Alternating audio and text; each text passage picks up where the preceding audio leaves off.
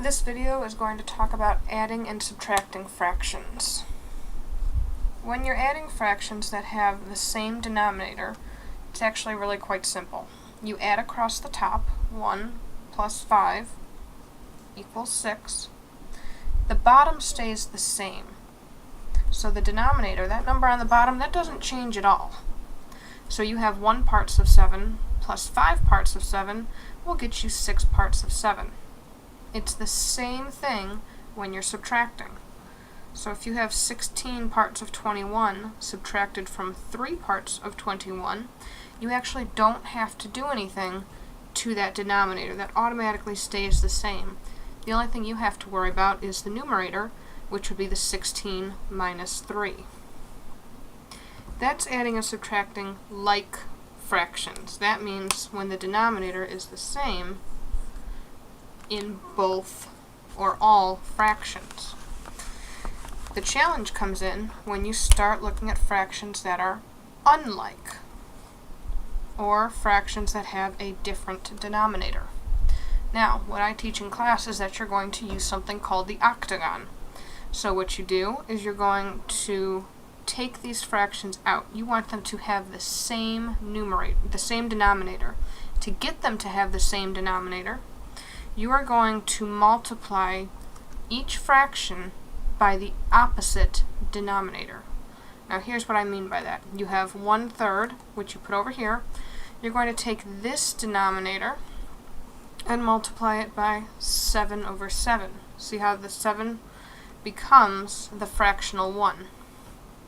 Then we're going to put that back inside. 7 times 1 is 7. 3 times 7 is 21. Now we're going to do the same thing on this side. We're going to take the opposite denominator and turn it into a fractional 1.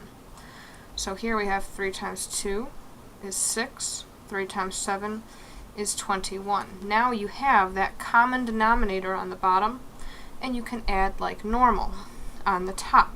So the 7 plus 6 still becomes the 13 over 21.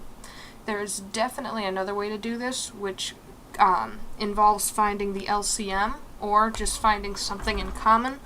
This way is the way that will work all the time, because this way, even though you might be getting a little bit bigger fraction than you need on the bottom, this way will always work to get you your answer. You just have to make absolutely positive that your final answer is completely simplified.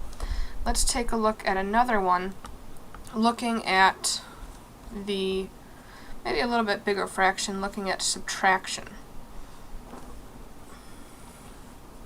Now what we're going to do here is the same thing. We're going to take these fractions both out. So we have 15 over 16. We're going to multiply that by 5 over 5. Now, you might not know immediately what these numbers are, so let's do the work. We'll show the work up here. We have 15 times 5. 5 times 5 is 25. 5 times 1 plus 2 is 7. So we're going to get 75 on top. Because this is 16 times 5, you're just going to add one more 5 onto that, so it's going to be 75 over 80. We're going to do the same thing over here. Take out the 3 over 5. We're going to get our fractional 1. Our number is going to be 16. 16 times 3, we're going to take care of that over here. 6 times 3 is 18. 3 times 1 plus 1 is 48. We're going to get 48 over 70 or 80. This is a bigger number. This is what happens when you use this method, but as long as you simplify correctly, this will always get you to the answer. Now we're going to do 75 minus 48 across the top. We're going to borrow 15 minus 8. Well, gee, I can't do that in my head. Let's take a look at that dot method. 15, 14, 13, 12, 11, 10, 9, 8, 7. And we're going to get our answer of 27 over 80. And in this case, it can't be simplified, so we're doing good.